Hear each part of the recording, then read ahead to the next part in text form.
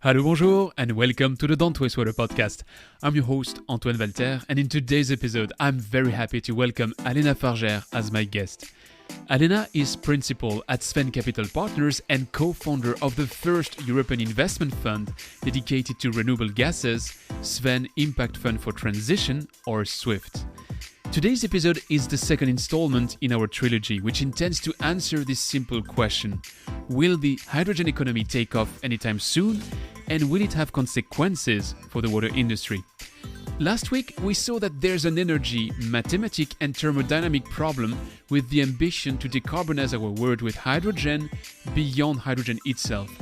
Today, we are going to qualify this statement. Alena will show us where hydrogen may apply in the future, which mechanisms can help it build its path to scale, how state incentives can help, and which role impact investors like SWEN Capital will play in this developing hydrogen economy. You'll notice how Alena this week and Paul last week disagree on key parameters of the equation. But it's not black and white either. You'll recognize common ideas and patterns. To me, those two approaches are complementary, a bit like the yin and yang of the budding hydrogen economy. Before starting, let me tease you the last part of this trilogy airing next week, which will be addressing a promising practical case with the Hazer Group Limited turquoise hydrogen demonstration plant at Woodman Point in Perth, Australia. What's special about that plant, you ask? Well, it's a wastewater treatment plant. So are you hyped? Then make sure to subscribe to the podcast to not miss next week's release. Remember, if you like this episode, please share it, and I'll see you on the other side.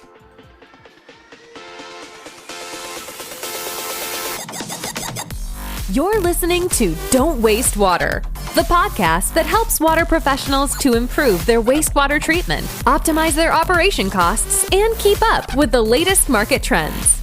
This podcast is brought to you by GF Piping Systems. As a leading supplier of piping systems made of plastics and metal, GF Piping Systems is the global expert for the safe and reliable transportation of water, chemicals, and gas. For more information, visit gfps.com. Hi, Alena. Welcome to the show. Hi, Antoine. Thank you for having me. Well, I'm very happy to have you because we have an exciting topic for today. An exciting topic for many reasons. Exciting because I'm a muggle, so you'll see I have weird questions and I need your knowledge to bring me on track. And exciting because we will be diving into this topic of hydrogen and all the implications it may have. I think this is a hot topic right now for different reasons, for different stakeholders. But that little teasing aside, let's start with good old traditions, which start with the postcard. And you're sending me a postcard from Paris today. So what can you tell me about Paris, which I would ignore by now? Love from Paris. Look, if we stick to our hydrogen agenda, and please feel free to ask any questions that are not like weird questions. I will be more than happy to discuss that with you. Postcard from Paris. I just been riding a hydrogen taxi recently. So very nice experience. If you have a chance to come, please, I encourage you to have a ride across the Eiffel Tower in this car. So yeah, you're more than welcome. Let's jump a bit into you before going into the heart of our topic. I was wondering when I was looking at your description, what is a renewable gas investor? How would you define that? What's your definition to that? Renewable gas investor is an investor investing in renewable gas, if you prefer. But to be more serious, we are investing in biogas and hydrogen production and distribution assets all across Europe. And the fund that we created 2.5 years ago was the first one in Europe to be this specific niche investment fund. And myself and my team were very convinced of crucial role of renewable gases to support electrification for the success of the energy transition, because, well, electrification only won't be enough to deliver the carbon abatement we need at scale, at speed, and at cost. So there is, I see, a very strong complementarity between renewable electrons, which are, I feel, been more covered during past years, and renewable molecules, which we are focusing on with my investment team. So just to be clear, when you're saying you're investing in the gas, you're not investing in the gas itself, but in the facility which will be carrying the gas or producing that gas, or and so far and so on, right? Absolutely right. Yes. You mentioned SWEN Capital Partners, which you said is 2.5 years old. That's it? So that is more than that. And the fund, which is SWEN Impact Fund for Transition I'm working for, is exactly 2 years and a half old. Okay, so just before going into the investment part of it, you have a history with hydrogen. I could be listing all the prestigious skills you've been doing. It's quite impressive. It's like, you name it, it's like a who's who, and you've done all of them. And on top of that, you've done a PhD in hydrogen. Why hydrogen? What got you interested into that? Well, I'm a nerd. And why hydrogen? Look, I've been studying engineering at first, and then get interested in renewable energies at some point of time, because I really see that it is the next big challenge for all of us, and we have no right not to succeed in this challenge. And by that time, it was an emerging space, and as it's the case for now, for some new clean tech, it's more expensive, and you need to have some adapted policy support at the very beginning to launch the uptake. It was the case for renewable energy sources. It is the case also for hydrogen and other clean tech. So I've done some studies also in policy making at some point of time. And then I run this very interesting technology, hydrogen, which for me gives a holistic solution, a holistic approach to the energy transition challenge, and looks and affects the energy system as a whole. Because what can be challenging is a lot of people, including myself, we are quite sector focused, and we may be tempted to search for a local optimal solution, which is not necessarily a global one. And as far as energy transition includes a lot of different angles, should it be production of energy, should it be distribution, or should it be decarbonization of end uses, the hydrogen will have a role all of there. So I was thrilled and very interested to discover more. And at that point of time, when I started my PhD on this topic, it was quite new. I mean, hydrogen is not new, but hydrogen for the energy transition at that point of time was quite a fresh topic. And so, I worked on first applying hydrogen for decarbonization of the European transportation sector, including some work on dynamic carbon pricing and also financial means for hydrogen infrastructures financing. After that, my interest in hydrogen was confirmed. So I stayed in hydrogen energy industry for 6 years. And after that, I left to join the founding team of SWEN Impact Fund for Transition. That was the first European fund dedicated to this renewable gas, hydrogen and biogas investment topics. And what does that change to now be on that side of the table? Because you've mentioned you've been in the policy part of it, in the industry part of it, and now you're in the finance part of it. Was it because that's where you thought there was a missing link, or what's the reason there? My vision of the development is that, well, for me, being a nerd, it's important to understand what is the technical side of the question. And hydrogen technologies are not very new, to be honest with you. It's been around for more than 8 decades. And hydrogen market is already quite a big market, mainly used for refineries and ammonia. We can deep dive in that if you want afterwards. So I don't see there, of course, there is always a place for innovation and new technologies and efficiency increase in all the technology existing bricks. I don't deny that. It's really good if it happens. However, for me, the main technology bricks are there. For the policy side, maybe you saw some recent announcements. I was very encouraged by them. 2020 and 2021 was a big year of announcement of national green recovery plans in Germany, in France, in Spain, in Portugal, in the United Kingdom. And those governments are betting on hydrogen and putting an appropriate support for the announced ambition. It's multi-billion plans, around 10 billion per country. The European Commission has announced a 40 gigawatt electrolysis plant by 2030, and it's enormous, and we need to scale quite rapidly. So I saw that technologically, I would say it's quite well mastered. In policy, it takes some momentum. It takes time, of course. It would be better if it's more rapid change. However, it's already, in policy and social conscience to push to clean tech and including hydrogen. And what I saw at the moment I left the industry, the main challenge is the third one. We talk about trilemma in your blog, so this kind of trilemma as well, technology, policy, and financial.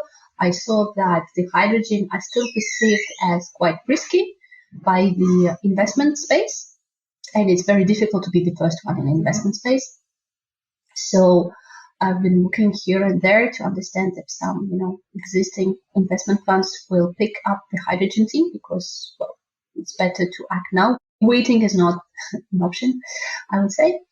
And as far as there have been none actively pushing on that, I came across amazing people, and I had a big chance to meet Olivier, Francois, and Emmanuel, who was also working on this project of, renewable molecules for the energy transition and investment side. And so SWEN Impact Fund for Transition was launched in summer 2019. You mentioned the investments and the big plans which are right now existing from the countries which are planning to invest money into that sector. Why does it need also private capital to support that? Can't the public capital be sufficient to push the revolution? Short answer, no. And it's not intended to be. There is no lack of capital on the market today. I would say the main challenge is to redirect the existing capital into new technologies, clean technologies, new energy transition business models, etc. And the idea here is to mobilize private money, industry money, and policy money. Policy money are not there to stay. For me, the main role is to address the green premium, the green externality, which is not properly addressed by the market. Of course, there is a utility price, and we can also talk about that, but it's not enough. So this policy support is there to initially reduce the green gap, the green premium for hydrogen for the clean tech. And afterwards, there will be some economic effects like learning by doing, like scale effects, which will kick in and drive the cost down to the competitiveness with existing, I would say, fossil-based technologies. We've been seeing that in PV. Maybe you remember when PV started, it was more than 3 times the price of the electricity, grid electricity. And now we are hitting the price parity in more and more countries across the globe, and it will be continuing, and it's very, very good. So the same thing will happen to hydrogen. The rates are a little bit different. The learning by doing basically is that when you double the accumulated production capacity, your price drops by a certain percentage. For wind and solar, it was around 30%. And for hydrogen and its different breaks, it's supposed to be between 10 and 17%. So the idea here and what we are aiming to achieve with my team is to launch this first project, to bring necessary private finance. Of course, the public projects are also publicly supported in some cases, and create a proper risk-sharing mechanism between project owners, between industry off-takers, between policy support, and between private investors and debt investors as well. Talking of your investment fund, you just announced the closing of your second fund when it comes to those renewable gases, which means that you will be having at least 150 million euros to invest in these renewable gases. And your first fund, if I'm right, was of 75 million. So now in total, you have 225 million euros, which are at work to push a bit those topics. I have a very blunt and direct question. Do you think that this beautiful project of decarbonizing our economies can be profitable? And if yes, over which time window? To justify a bit, we have more than double of the amount you announced. The first fund was 175 million, and we were intended to deploy it over 5 years, and we've done it in 2.5 years. So we are currently raising the successor fund, exactly you told, the second magazine. And we did our first closing at 150, and the target size for the fund is about 300, 400 million. So it will be 2 times bigger than the previous one. So it's indeed quite a number of millions to be invested in this space. With the first fund, we see a very good traction on the market because in my team, including myself, I have more an industrial background, and I have another colleagues of mine who came also from industry. Some others are coming from financial, so we have some, let us say, cherry on the cake thing in more rapid understanding of operational and industry challenges. So we've been following a very good traction and could address more than 100 installations all across Europe. which are financed or will be financed by us with the first fund. When you say 100 installations, what are we talking about? The production units for both biogas and hydrogen. For the hydrogen, within the first fund, we've done one investment in a French IPP, independent power producer, who will be creating hydrogen projects to decarbonize mobility in industry. We can also, if you want, discuss how it can be done in general terms. And for the second fund, we stay on the same premises with quite similar investment thesis, supporting renewable gas, biogas and hydrogen production and distribution projects all across the globe this time. The first one was an European one, and now we are expanding a little bit our geography. You also asked about the profitability. We are not a charity foundation. We are an investment fund. So we also raise some money on the market with our own investors, and also aim some profitability there, which is in line with the current market expectations. So indeed, the challenge here is to create with the project owners long-term profitable business models, which we've been successfully doing for 2 years and a half now. And we are currently also anticipating the forthcoming regulation, which is not yet for hydrogen, not yet retranscribed in local laws. In France, we hope it will be done by the end of the year. In other countries, laws are under consultation as well. However, as I said, we don't want to wait. I firmly believe that this will happen, and we are already taking some good marks and some good projects to start already now. When you say that regulation are in the cooking somehow, what will the regulation tell? Will it say you have to have a certain share of your energy mix, which has to come from hydrogen and renewable biogas, or what will it be? Those targets are already publicly announced, so this is not, let us say, the question anymore. The question now is what kind of support mechanism will be implemented by different states.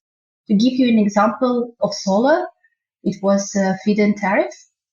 The same is true for biogas. We have an injection premium, feed-in tariff, what we call. And basically, this is a state who guarantees some visibility of your future cash flow and also accounts for this green premium. So for hydrogen, there is not yet that visibility because these kind of very particular laws haven't been voted and implemented. However, they are under cooking, as you said. What I saw, there are different means under discussion to support the hydrogen economy across Europe. There are, of course, continuation of some CapEx subsidies, basically helping to finance the capital expenditure of the infrastructure projects through the production and distribution already existing, and it will continue. There are also some OPEX side support under discussion, and there is one I really appreciate in particular, which is hopefully will be voted in France. Basically, this is a law supporting rather consumption than production, and basically making a green premium, ensuring a green premium for the customer, meaning that a customer choosing between green and gray hydrogen will have those two molecules at the parity or almost. And so the extra to be paid for the green content of hydrogen will be acceptable for the client. And let us say a big chunk of this difference will be paid by the state for some time, of course. It's not, I really want to stress here that those kinds of policy supports are not there forever. And it's great. The idea is that it's there long enough to support the uptake and to benefit from this learning by doing effects and and ensure necessary cost reduction to bring these technologies at cost parity with or within significant CO2 price. So it's kind of building this path to scale and support that transition to a point where it's just economically in the middle of the market. Absolutely. You mentioned gray and green hydrogen. When I started digging a bit into this word of hydrogen, I was surprised at this very colorful word, which is hydrogen. And there's actually much more than just green and gray. So why did you decide to focus on green and not, blue or turquoise or purple? Rainbow hydrogen. Maybe let me give you a little bit of overview of what are the colors and how does it work. The hydrogen market is an existing market, mainly today 95 It's multi-billion market. It's it's quite a big one. The main consumers are refineries and fertilizer producers. The hydrogen today, 98% of hydrogen produced today is produced from steam methane reforming, from fossil fuel. Basically, you crack if it's from natural gas, the stage 4, you crack it in two, you have H2 hydrogen on one hand and CO2 carbon on the other hand. For 1 ton of hydrogen, you emit almost 10 tons of CO2 within this technique. And this, what we call gray hydrogen, which is let's say classical one. However, I want you to keep in mind, if you take this gray hydrogen and you put it in a car and you run it next to the diesel car, already in terms of overall emissions, you will be better than the diesel one. However, the idea here, if we want to unveil the full potential of hydrogen for the energy transition, we need to decarbonize its production. And the challenge is big and double. So we need to decarbonize the production on one hand, and we also need to deploy different markets. Some of them are existing, for example, those consuming gray hydrogen today. However, there are many of them new ones, including the decarbonization of transport, decarbonization of heating, industry, using hydrogen with the captured CO2 to create e-fuels, you name it. There are a lot of things to be developed at the same time. So we have this double transition. And if we focus on the decarbonization of hydrogen production, there are different means of doing that. The most straightforward is to capture the carbon on the existing assets, on the new ones. And this can be done, and it's already done in some locations, in a centralized way. So basically you have a production plant and you have cryogenic green there technology to capture carbon, and it allows you to capture around 60%. You can have more costly technologies and capture up to 90%. However, the market practice as for today, this is, I would say, 60% benchmark of carbon capture, which will add something between 1 to 3 euros per kilo for your hydrogen production cost, knowing that for gray hydrogen, the market price, before the drastic increase in the natural gas price, was around 1.5 to 2 euros per kilo. So you have this, let us say, intermediate way where you reduce the carbon content of your hydrogen production by 60%. That would be blue hydrogen, right? Exactly. So keep this in mind. You have gray, you have blue. And of course, we want to go a step further and go to zero emissions, and that can be done. This is the objective for a lot of states. They are explicitly pledging for gray hydrogen, and this can be done in two ways. Basically, if you replace the natural gas by biomethane, which has a zero carbon footprint, so basically the hydrogen you will produce will inherit in a way this carbon content that will be also considered as green. And another way you maybe saw it's covered a lot in press as for now, it's electrolysis with renewable electricity, where you take water molecule, you pass a current in there, and basically your water molecule H2O will split in two, in H2 hydrogen and O2 oxygen. And here I also want to stress that the electricity you are using must be renewable, because if, for example, you put your electrolysis in a plant in Germany, the whole process called electrolysis of water, and the installation which does that is electrolysis installation. And electrolyzer, if you put it in the plug, for example, in Germany, and use the electricity from the German grid, which is carbonized, you rather should do the SMR in terms of carbon footprint, it will be better. So I really want to stress out that it's really crucial to have renewable energy powering your electrolysis to be able to call the hydrogen green and to have a zero carbon footprint of that. So we had, let us say, 100% emission, 1 ton of hydrogen, 1 ton of hydrogen, 10 tons of CO2 gray one. Then you go down by 60%, it's a blue one. Then you go to zero, it's a green one. And what is very nice, you can push the logic even to the negative emission if, for example, you use biomethane to produce your hydrogen and capture the CO2, which is emitted in the process. In this case, is the only technology which can give you hydrogen with a negative carbon footprint. Actually, the discussion we're having right now is part of a trilogy on that podcast, and this is episode 2 of the trilogy. And the episode 3 is an interview I have with the Australian company called Hazer. And what Hazer does is that they have installed their process on a wastewater treatment plant. So they have biogas as an input source, and then they do carbon capture in the hydrogen process because they use the graphite.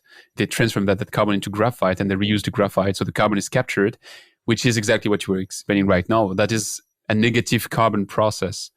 And actually, that's interesting because you're investing in both biogas and hydrogen topics. And it sounds to me like if you combine both, you're exactly at that point. So is it part of your investment thesis to take both the projects and bridge them together? It makes a lot of sense in some locations. In some locations, it does not. However, well, you know that the energy transition is quite regional specific. And so, of course, if we can explore the synergies between our biogas and hydrogen projects, we do so.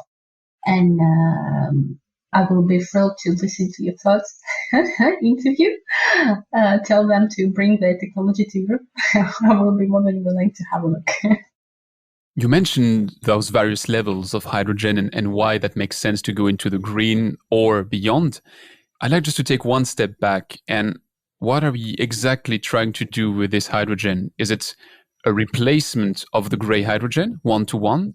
Or does the ambition go beyond that and say there are other parts of the energy mix which we could replace by hydrogen? So maybe taking directly on fossil fuels or, there are many different options, but what is the primary aim? As I told you, what is really nice about hydrogen that you can decarbonize a lot of things with it. So with the projects I'm considering today, there are, I would say, two main directions. Of course, mobility. You can power cars, buses, trucks, trains, planes, boats by hydrogen. And the only thing you will emit will be water in the process. No CO2, no NOx, no SOx, no whatsoever. So it makes a lot of sense. And there are some cases which are quite economical already today. The very small example is forklifts. You may know there are a lot of companies here in Europe, but also in States, who are choosing hydrogen forklifts especially for the food entrepôts, because in this case you don't have any emission. It's really very relevant when you're treating food. Big autonomy, very fast recharging time, the use which is very close to the use of diesel ones, however, there's no emissions in there involved. For mobility, also, it makes a lot of sense to put hydrogen when you want to travel long distances, and especially when you want to travel long distances or transport heavy weight. So there are here and there projects for buses, for trucks. You maybe saw there are some hydrogen trains already running in Germany, and there have been some discussion and commands done by France and the UK to replicate this success in Germany. This is the first, let I say, direction, the transportation. The second direction is industry. And here you well mentioned that you have double option. You can either replace the gray hydrogen, which is already in use, by green one. It can be done in refining, ammonia, especially ammonia production. And you can also replace some other carbon-based fuels by hydrogen directly. It can be the case, for example, in steelmaking, where you replace coke by hydrogen. You change a little bit the industrial process, and it is used to expedite the final product. So this is a really interesting subject, and we're discussing with some steelmakers because for them it's very difficult or almost impossible to electrify. So the hydrogen is a valid option for them.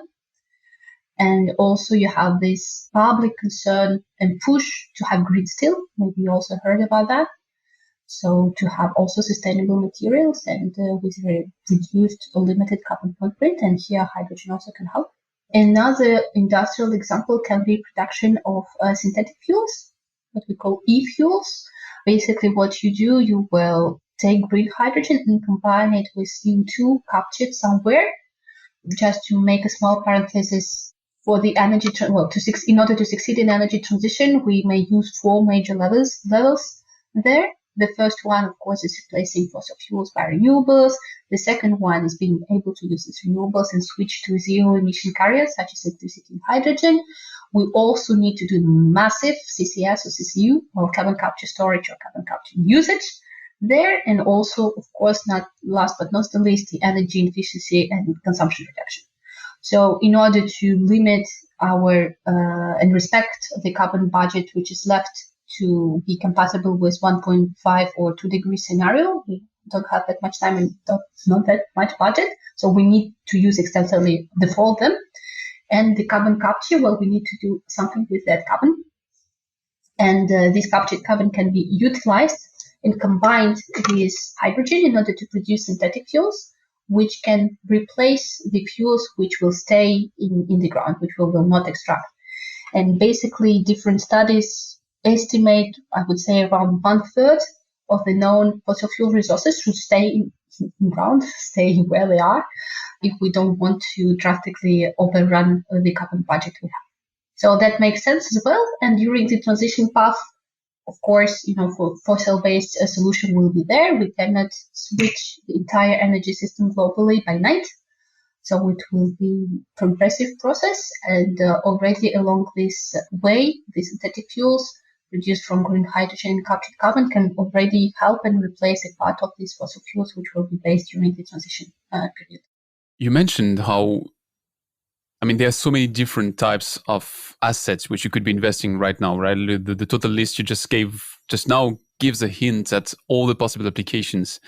Do you intend to focus on some of them, or do you want to be agnostic and say, we are putting some bets in all these races and one of the horses might win, and then maybe the main output is going to be, I don't know, new fuels or one of them, and then at least we have some stakes in that game? I hope the entire palanquin of horses will win.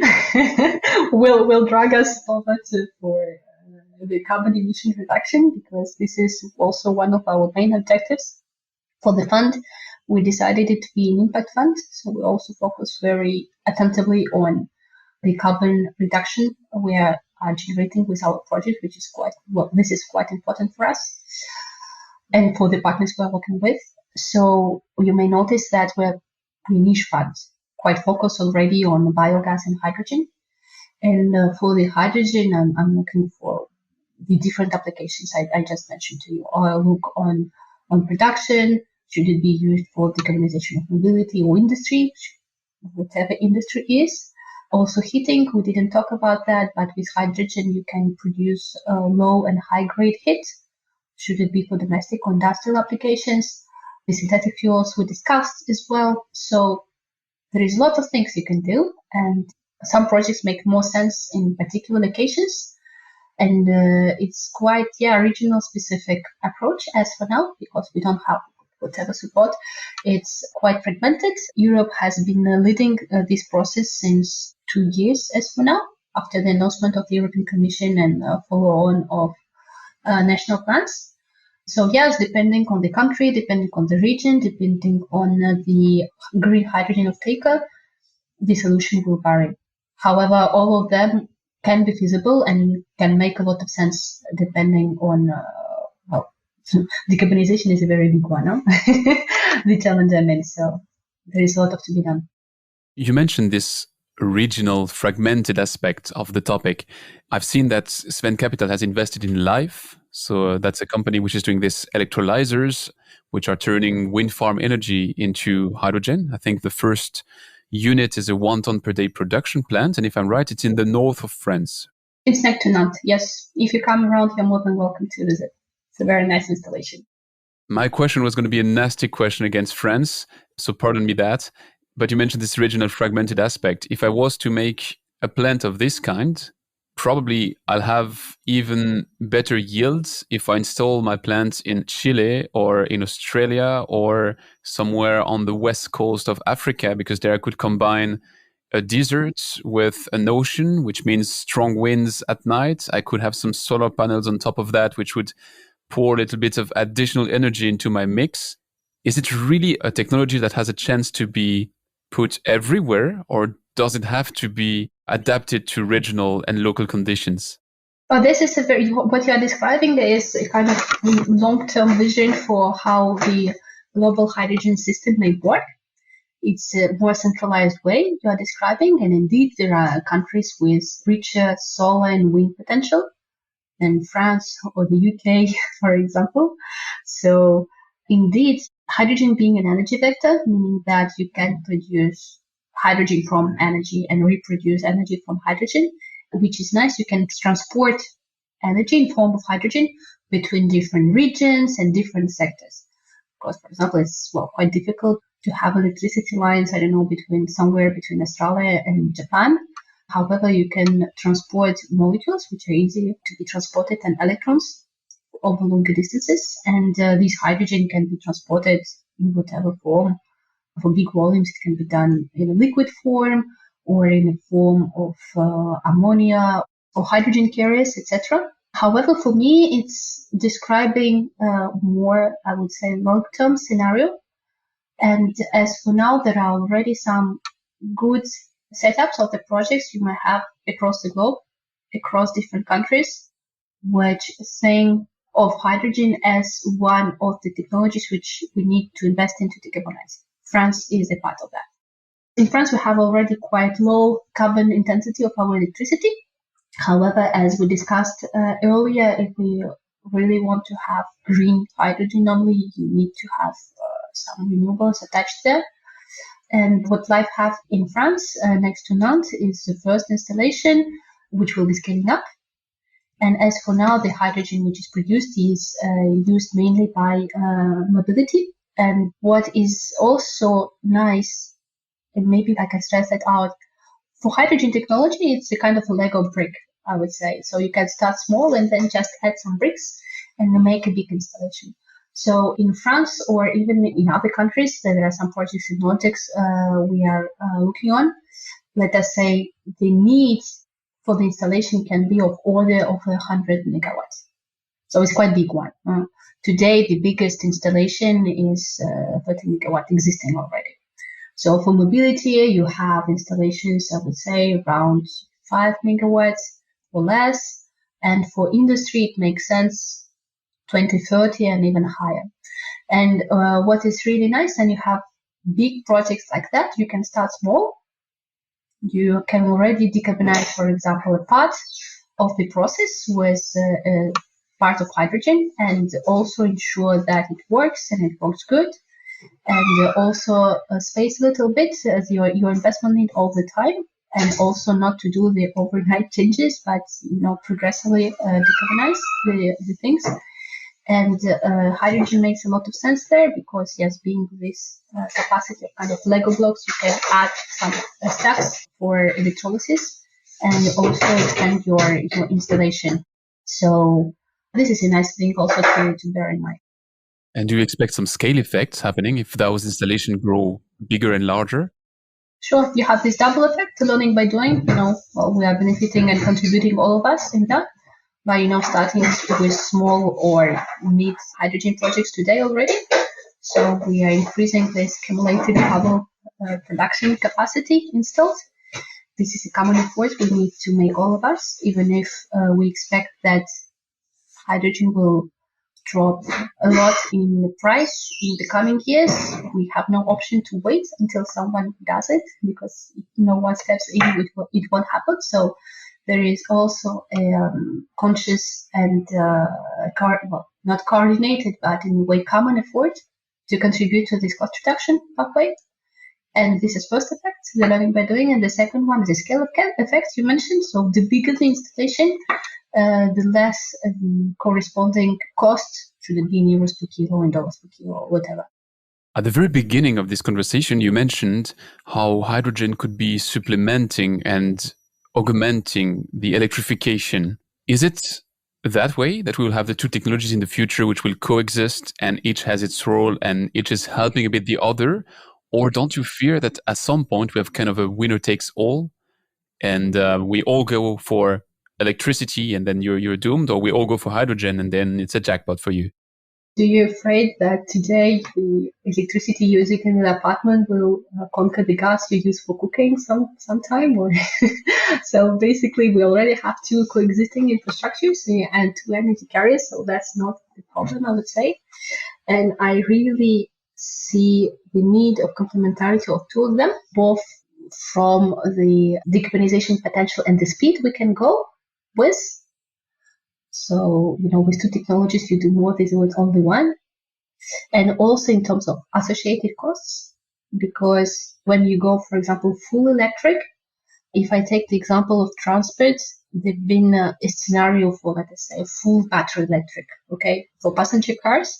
And if you decrease this 100 scenario and you put 10% only of fuel cells in the mix, the overall cost of the system, this is, let us say, global optimum and not the local one, is more cost efficient, because for full electric at some point of time, the very last percentages require quite drastic investments in the grid reinforcement and some extra production capacities. And hydrogen, which is more adapted to the renewable energy profile and the energy you can store in the form of hydrogen, make those investments in the grid reinforcements are more acceptable, and the overall cost of the system is less. So this is a very small example for mobility for passenger cars, which is quite sectoral field. And you can extend exactly the same logic for the entire system. So that's also why we are pledging and we are working for the complementarity of renewable molecules and renewable electrodes to make the energy transition a success at cost and at speed.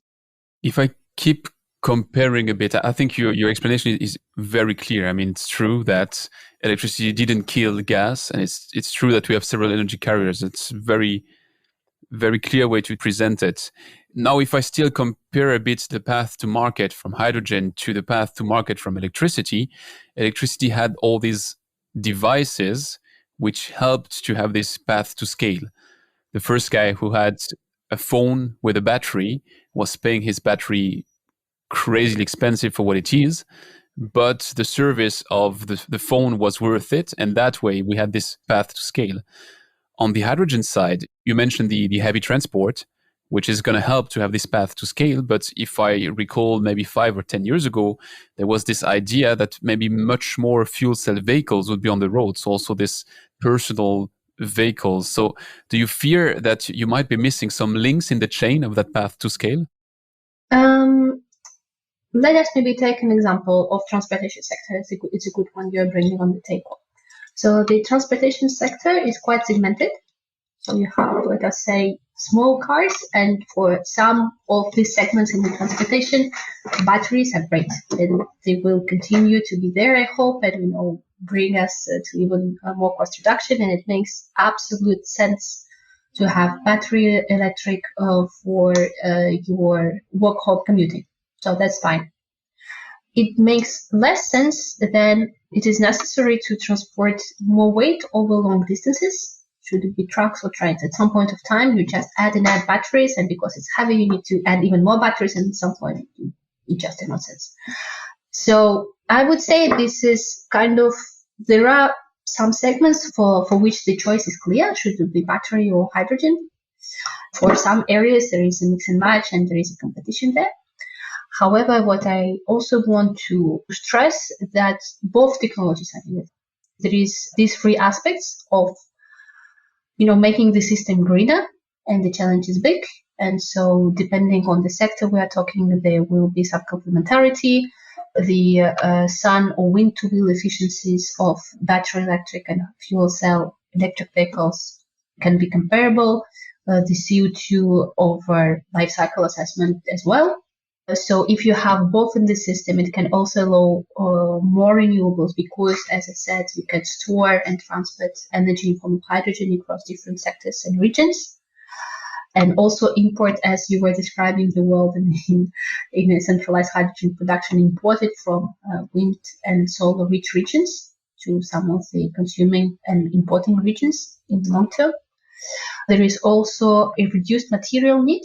If we want to go all battery, there is a stress on there can be a stress on nickel, cobalt, and lithium mining.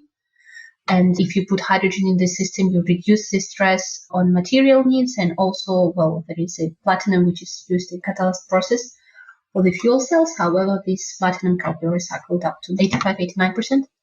So this is, like I say, greener aspect of the combined system. There is also a faster aspect of this combined system because, well, if you have two technologies, you can move faster when it's only one. For some applications, you have a higher customer buy-in for hydrogen technologies because the recharging time is quite low and the autonomy you have is quite large. It makes a lot of sense for intense use, for example. And I've been giving you example of the hydrogen taxi business in Paris. Because if you want to go zero emission in vehicles, you have two options, battery electric or fuel cell electric vehicles. And when you need to run 24/7, well, you don't want your car to be recharging for 8 hours. This is the time you're not generating any profits. And also you can, just lack autonomy somewhere. That makes sense for intense use or for heavy weights as well. We've been discussing trucks. Also, there is this diverse regional needs, which can be met in a better way by electric battery or by fuel cell electric. It depends on the location and the project you have. So that was, I would say, accelerated faster aspects of two technologies to fuel the energy transition dynamic. And the first is the cost. We've been discussing that as well. So in the transportation sector, if you have both, you have less investment needed in reinforcing the grid and you reduce the peak loads. So I gave you an example of cost efficiencies for the two infrastructures instead of one. And basically the cost of hydrogen infrastructure in, I would say, 90 towards versus 10% scenario can be offset by the savings you made. So yeah, and betting on more technologies, you de-risk in a way. You bet of succeed in the energy transition, and then you have more options. I really think that it's both, combining these technologies together and benefit from this, I would say, more sustainable, faster and cheaper aspects of two instead of one. Very clear. Let me throw a curveball at you, and I'm sorry about that. I mentioned that this is episode 2 of a trilogy. And by episode 1, I was discussing with Paul Martin. He was explaining how the proponents of hydrogen might be useful idiots. I'll let you listen to what he said, because I guess you disagree, and I'd like to have your argumentation on it. Hydrogen is being pushed by two groups of people. It's being pushed by the fossil fuel industry, for whom it's a win-win situation. And it's being pushed by hydrogen's useful idiots. The useful idiots in the hydrogen regime, they're people that think they're going to make giant amounts of renewable electricity that nobody will know what to do with. And so they have to find something to do with it, so they're going to make hydrogen. I prefer to be a useful idiot acting rather than a very intelligent pessimist not doing a thing. But yes, I will be interesting to listen maybe for other arguments he's putting on. Indeed, there is a need to decarbonize for the oil and gas majors, and hydrogen can play a role there. As I said, today hydrogen is used in the refinery process extensively, and in any way, if you're a big oil and gas major, well, it's more challenging for you to stick to the carbon budget, and you need to decarbonize. And so here, the hydrogen is a good and valuable option. You maybe saw some projects in the north of the UK. They are the city of Leeds, who want to be 100% hydrogen and adapt their distribution grid to be able to transport 100% of hydrogen by 2050. They run some analysis there, and it's shown that the hydrogen option is 150 million less expensive than full electrification. So they are running this project as for today. And it's good that hydrogen is considered as one of the options for oil and gas sector to decarbonize in a way and to change their business model, because at some point of time, we don't want to use fossil fuels anymore. So that's, I would say, an argument for hydrogen. And another one I also consider to be an argument for hydrogen, because we need to replace fossil fuels by renewable energy sources. And that's where I think we all agree on that.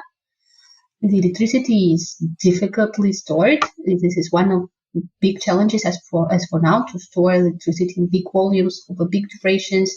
You can do a pumped water storage. However, you cannot have the geographical, you cannot have it in all geographies. So there is also regional specific and volumes available.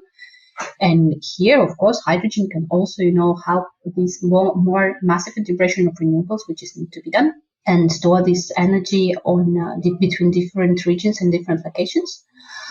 And third argument I want to add from my own is that this hydrogen can also decarbonize different sectors, should it be transportation, and we, I believe, covered quite extensively the challenges, the segmentation, the different technologies which can play a role, and the transportation, especially when we need to have an intensive use or travel longer distances or transport heavy weight. We haven't spoke about aviation, but their hydrogen can also play a role by being combined with CO2 and converted in methanol or kerosene in order to decarbonize the aviation sector as well. Hydrogen will decarbonize industries which are difficult or impossible to electrify. Heating, we've mentioned also synthetic fuels. So I would say that the aspects which are covered by hydrogen are quite large. It's quite holistic. And I would say that people working in hydrogen, they are rather driven and passionate and engaged for the energy transition success rather than any other thing. I think you mastered that curveball. So congrats. And I think that's absolutely clear. I think what stands out from what you've been explaining so far is that first, we don't have to oppose hydrogen to other type of energy. It's another carrier which plays into the mix and which has different capabilities and different properties than the rest of the mix, which makes for a good complementary option. And yeah, if 100% of anything is not possible, then you have to find the right mix and the right level of any type of carrier. And I think your explanation on what's the role of hydrogen into that play is absolutely clear. Which leads me to my closing question for this deep dive, which is a bit of a crystal ball question. As an impact investor, as an investor in that field of these green gases, be it biogas or green hydrogen, what will tell you that you've succeeded in 10 years? Oh, that's an excellent one. I would say that we succeed if we meet the CO2 abatement targets we're setting with my team, with all these great biogas and hydrogen projects we're working with. And there is, of course, this very big aspect of carbon emission reductions. However, it's not the only thing we're working on. It also this sector also attracts some bright minds and driven people who want to act today for the energy transition. And this creates also some jobs, which is well received and well looked for in the current context. And yeah, I would say these two main things. If we attain the carbon budget we are thinking to contribute, the reduction of the carbon we are thinking to contribute, and also the working places for people who act already today for the energy transition. If we hit on two of them, it will be a real success.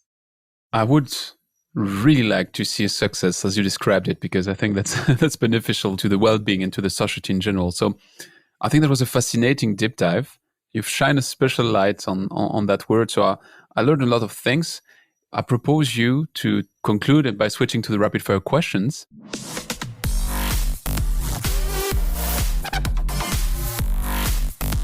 It's time for the rapid fire questions. In that last section, I'll present you with short questions, which you can answer with short answers. And yeah, of course, I'm not cutting the microphone if you want to be longer, but theoretically, the rule of the game is to be short. What is the most exciting project you've been working on and why?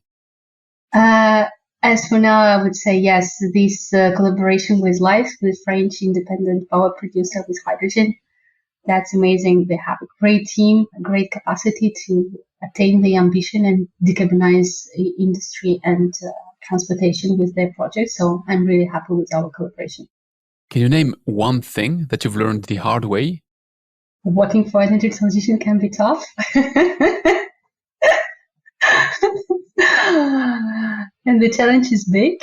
And sometimes personally it makes me feel, the challenge is such big, and I say, okay, I'm just, me is just me. So this is a huge thing. What can I do? Okay. Let us breathe. Let us focus on some small thing I can act on and deliver the impact I can. And I hope that if everyone does that way, we can, succeed in this big challenge. That's a really good one. Is there something you're doing today in your job that you will not be doing in 10 years? I hope I won't be educating people about how hydrogen can be beneficial for the energy transition success, because it will be common knowledge by then. I hope for you. You're contributing to this mission. Thank you, Antoine. Usually I'm asking here, what is the trend to watch out for in the water sector? So I can give you a bit of context. So why, from my water perspective, I'm discussing hydrogen is because the water sector was looking at hydrogen saying, okay, if you do electrolysis, in electrolysis, you need a lot of water, and that lot of water, someone has to produce it. And shall we align for that? So here for that trend, do you think it's a reasonable concern from the water industry to say we have to prepare ourselves to produce much more water because we need to make that available for the hydrogen sector? Look, the water stress is a good topic to be discussed for the hydrogen applications. In some cases, there is no particular water stress, I would say. If you look for mobility application, where you take water, then you split the molecule to create hydrogen, then you put hydrogen in a fuel cell where it reacts with oxygen to create from air to create electricity and water. So you have a kind of a closed circle there. For some applications, the hydrogen is used, for example, for creating green fertilizers. This is not closed cycle. However, I don't see an enormous stress on water, and I will be interested to have your look on that as well. However, yes, I do believe that the hydrogen supply will be moving on. Electrolysis quite ambitious targets, however, using water, of course, and electricity. However, it's not the only way to produce low carbon hydrogen. You can do it also with biogas. You can also do it with steam methane reforming using capture and storage. So I think there is a way, to balance any unnecessary effect on the water stress. Last question for me. Would you have someone to recommend me that I should definitely invite on that microphone? Let me think about that. Well, of course, I can suggest you to speak with some of the project owners which are passionate we are working with. I will be glad to make the intros. And I think maybe some of our biogas partners with whom we are creating biogas from water cleaning facilities may give you a good glance on how you can treat water, recycle waste, and create green gas at the same place by providing some, nice jobs and some nice benefits for the community. I think this can be a good subject for you. That would be absolutely of interest. So I'm more than happy if you have some suggestions to make me. It's been a pleasure discussing with you for the past hour. If people want to follow on with you after this recording, where shall I redirect them the best? My LinkedIn. As usual, the link will be in the episode notes. Alena, it's been a pleasure. Thanks a lot for your insights. Sorry for my muggle questions. And I really hope for you that in 10 years, you don't have to explain all of that again. If not, you can just send them back to that interview and say, hey, I did it all once. I don't have to do it all the time. Just go and listen to Antoine's podcast, please. Which is good advertising. Let me use that one as well.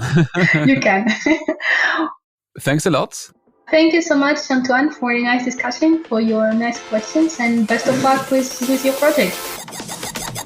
Thanks for listening to Don't Waste Water.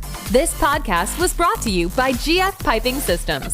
Loved this episode? Head over to Apple Podcasts to subscribe, rate, and leave a review. See you next time.